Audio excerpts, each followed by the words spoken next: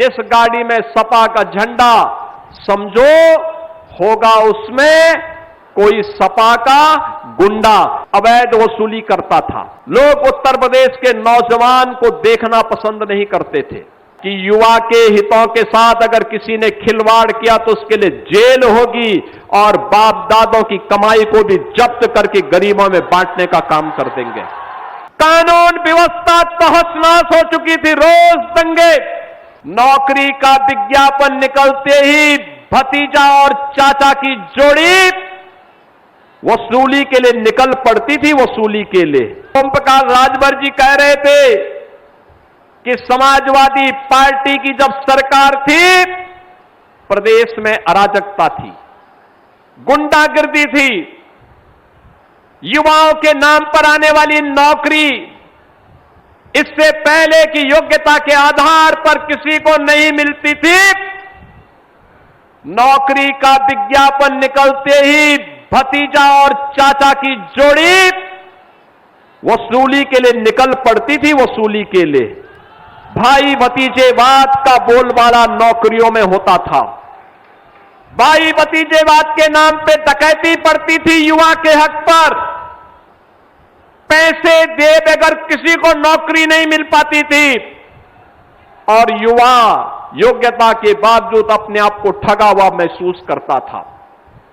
पठन पाठन का माहौल चौपट था। कानून व्यवस्था तहस-नहस हो चुकी थी, रोज दंगे।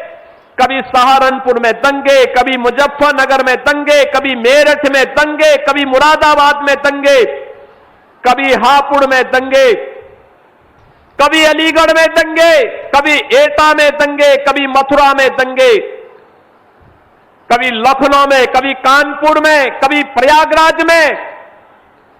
इन्होंने दंगों के माध्यम से उत्तर प्रदेश का माहौल इतना खराब कर दिया था, इतना खराब कर दिया था, लोग उत्तर प्रदेश के नौजवान को देखना पसंद नहीं करते थे। नौजवान के सामने पहचान का संकट इन्होंने खड़ा किया। हस्तशिल्पी और कारीगर प्लान करने के लिए मजबूर हुआ था। व्यापारी त्रस्त था। हर समाजवादी पार्टी का झंडा लिया हुआ समाजवादी पार्टी का कोई भी व्यक्ति जाता था, अवैध वसूली करता था। थानों में इनके कब्जे थे, तहसीलों में इनके कब्जे थे, गुंडागिर्दी की चरम थी और लोगों के मन में यह भाव आ गया था, जिस गाड़ी में सपा का झंडा, समझो होगा उसमें कोई सपा का गुंडा। और ये गुंडागिर्दी की चरम प्रदेश के पहचान के लिए, नौजवानों के पहचान के लिए, अन्नदाता किसानों के सामने यहां पर आत्महत्या करने के लिए उन्हें मजबूर करने की स्थिति हो गई थी। कारीगर प्लान कर रहा था। बहनों और भाइयों, हर जिले में इन्होंने एक एक माफिया पाल लिया था। कहीं बालू माफिया, कहीं भू माफिया, कहीं वन माफिया, कहीं पशु माफिया।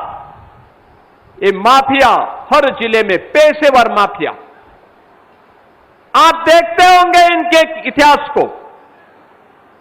वर्तमान पीढ़ी को बताइए किस प्रकार की अराजकता इन्होंने फैलाई हुई थी। और आज माफिया मुक्त, गुंडा मुक्त, कर्फ्यू मुक्त उत्तर प्रदेश है। नौजवान के सामने पहचान का संकट नहीं, बल्कि नौजवान को नौकरी मिल रही है। 9 लाख से अधिक नौजवानों को हमने डंके की चोट पर सरकारी नौकरी दी है और हमने कहा है कि युवा के हितों के साथ अगर किसी ने खिलवाड़ किया तो उसके लिए जेल होगी और बाप दादों की कमाई को भी जब्त करके गरीबों में बांटने का काम कर देंगे।